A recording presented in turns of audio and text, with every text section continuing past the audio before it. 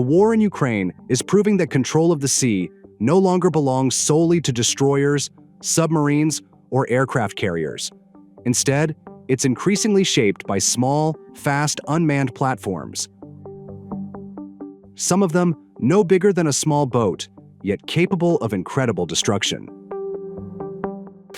And we just witnessed a bold example of that. Near the highly strategic Crimean Bridge, a Ukrainian sea drone armed with US-made Sidewinder missiles was destroyed mid-mission by a Russian Lancet kamikaze drone. So what does this incident tell us about the current balance of power in the Black Sea? Let's break it all down.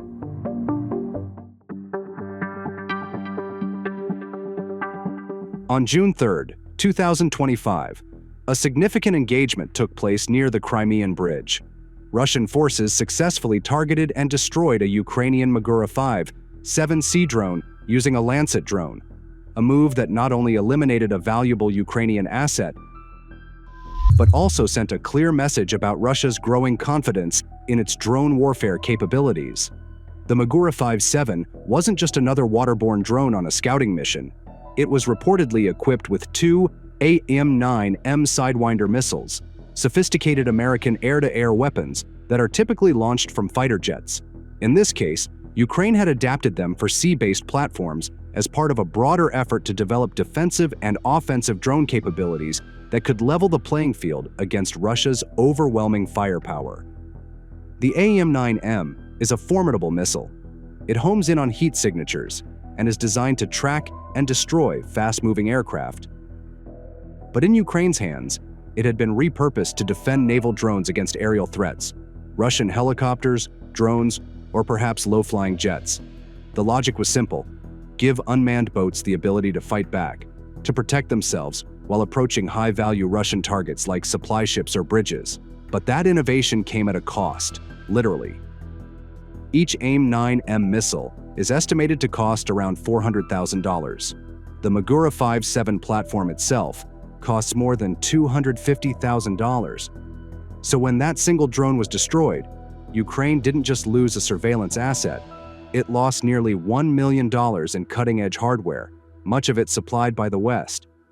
The footage of the strike, circulated by Russian state media, became more than just evidence of a successful interception.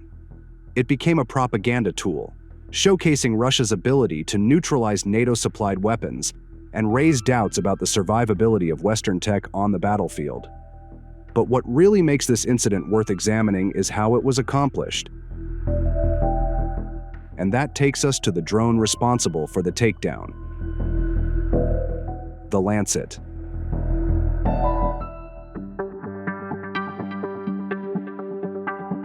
The Lancet drone isn't large, flashy, or particularly expensive.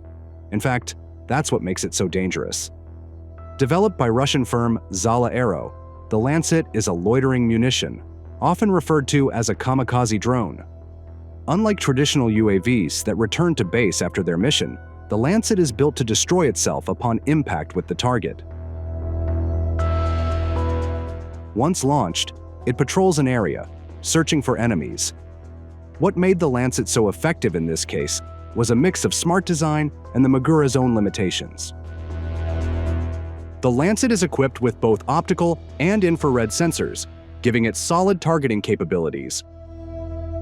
It uses algorithms and real-time processing to adjust its trajectory mid-flight, allowing it to hit moving targets even in challenging environments like coastal waters. It's also built to resist jamming. Unlike some drones that rely heavily on satellite guidance, the Lancet includes inertial navigation systems, allowing it to operate even in zones with heavy electronic warfare activity. But there was another advantage: the Magura V7's targeting system. In order to fire its missiles, the Magura has to physically rotate its entire hull to aim horizontally. That mechanical limitation takes time, valuable seconds in a drone-on-drone engagement. While the Sidewinder missiles have excellent vertical tracking, around 60 to 67 degrees in field of view, they rely on the drone's own position to align horizontally with the target. So when the Lancet appeared, moving fast and low, the Magura likely had no time to react. Its targeting rotation wasn't fast enough to align a missile shot. In just moments, a Russian drone closed in and struck, wiping out a platform armed with weapons worth over 10 times its cost.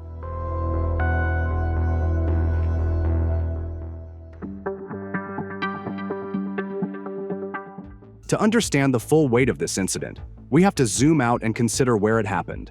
The Crimean Bridge. This structure isn't just a bridge. It's one of the most strategically important pieces of infrastructure in the entire Russia-Ukraine war. It connects mainland Russia to the Crimean Peninsula, acting as a vital supply route for military equipment, fuel, and personnel.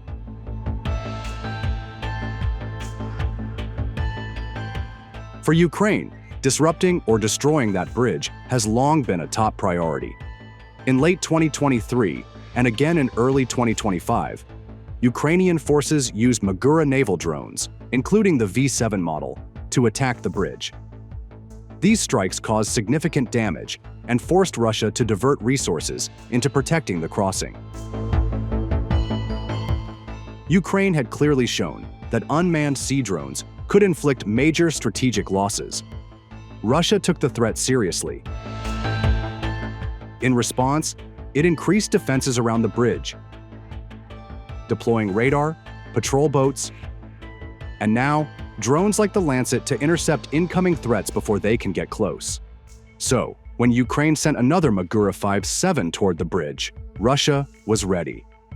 The June 3rd strike wasn't an isolated victory. It was a part of a broader effort to lock down one of its most vulnerable and valuable assets.